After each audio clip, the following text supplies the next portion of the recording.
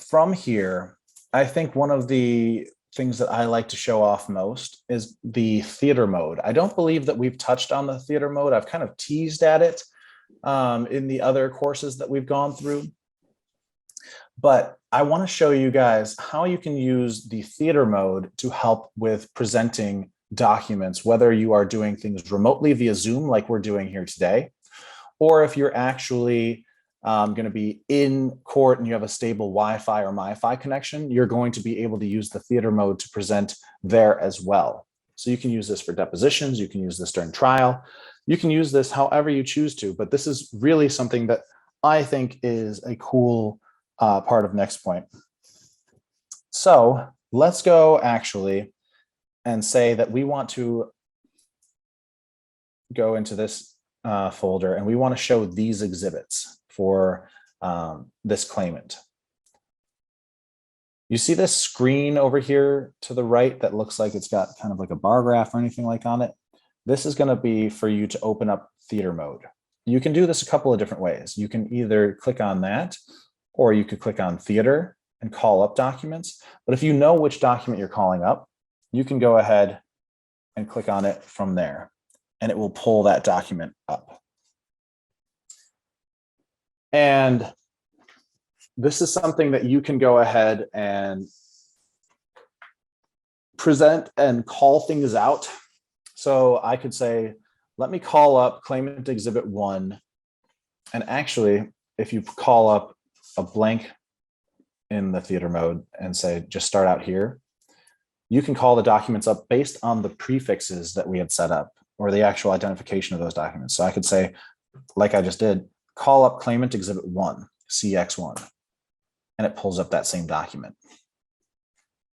And from here, you can call things out and say, I would like to draw the jury's attention to section 9.1A.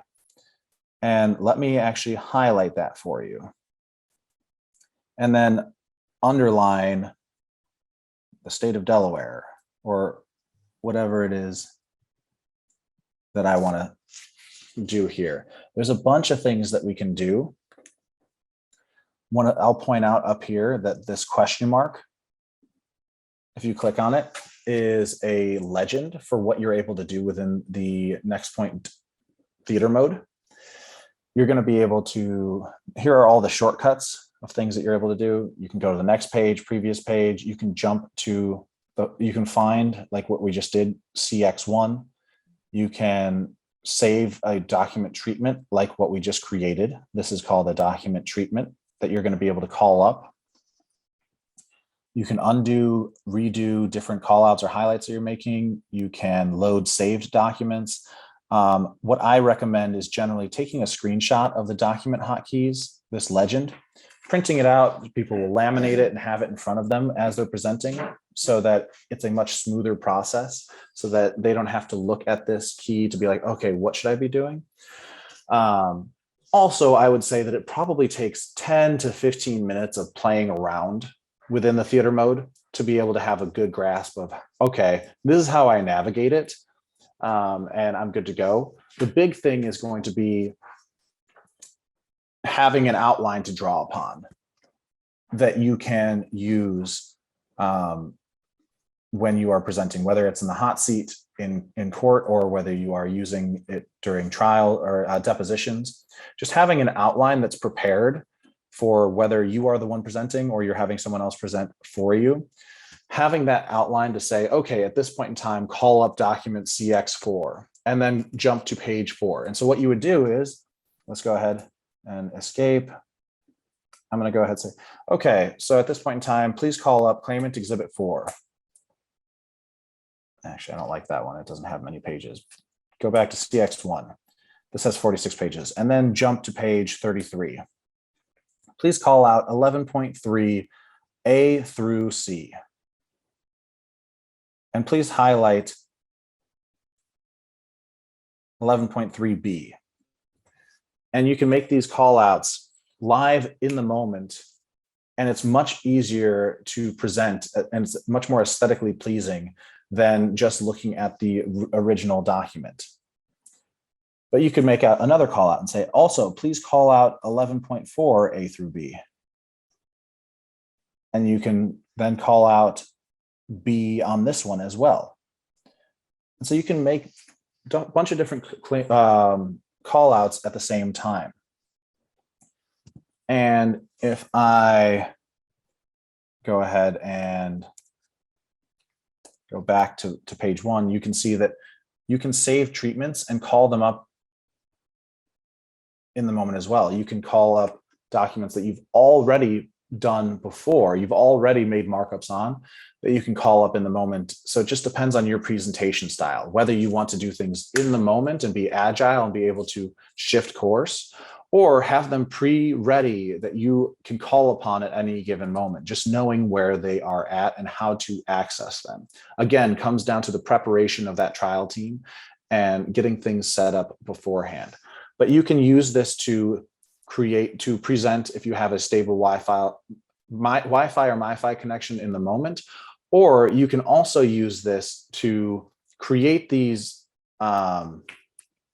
treatments and call them up or download them and include them into your PowerPoints that you may be using for opening or closing arguments. So things that are not as dynamic, you can't change them up in the moment, but you have them ready as part of your presentation and part of those demonstratives that you're going to be presenting.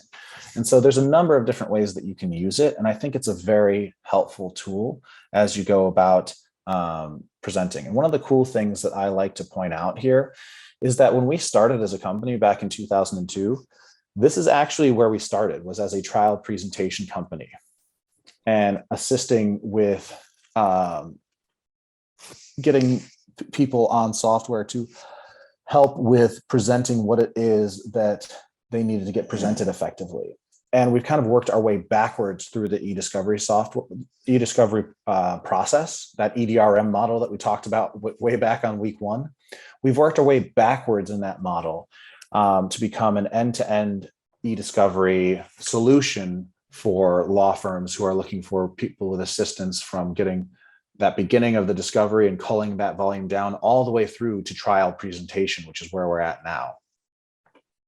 And so a lot of cool things that we're able to do here within here. Again, I wouldn't say that it takes too long to learn how to navigate the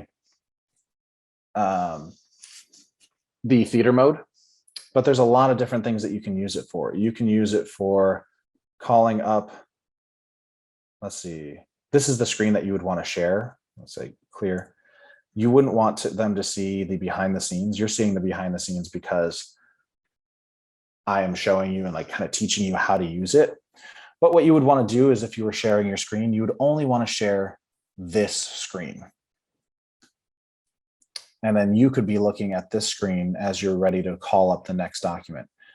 You can see that this document is called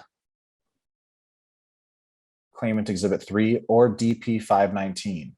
So you could call it up either way. Let's go ahead and call CX3, or I could call it DP 519.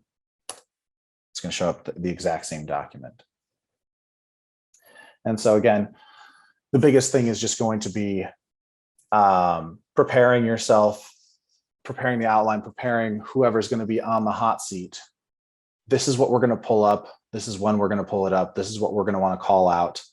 And we actually have a team who focuses on trial presentation, who has helped out with a number of our clients, and they take over all of that, where they're working with your team as you're preparing for trial, and you don't have to worry. They're going to be the ones handling the hot seat as you go up there and present. And a lot of times we will have repeat customers who say, that was a great experience. We loved working with you doing that, and not having to worry about it. And so then they will come back and have us work with them on the next trial. And so if that's ever something that you guys need assistance with, again, the point of these courses are to help you with learning how to do this on your own. but also to show you that if you do need our assistance, that that's something that we are able to do as a billable service, as an addition as well. So I want to take the last 10 minutes here and kind of suss out how we're feeling about the litigation suite. I know that it can be a lot of information, especially when we've been focusing on the discovery suite so much. But I hope you realize and kind of see that there are a lot of similarities in how you can go about using the discovery suite and the litigation suite, but then also that there are different things that you're going to want to do within the litigation suite that you're not really able to do in discovery as you prepare for trial.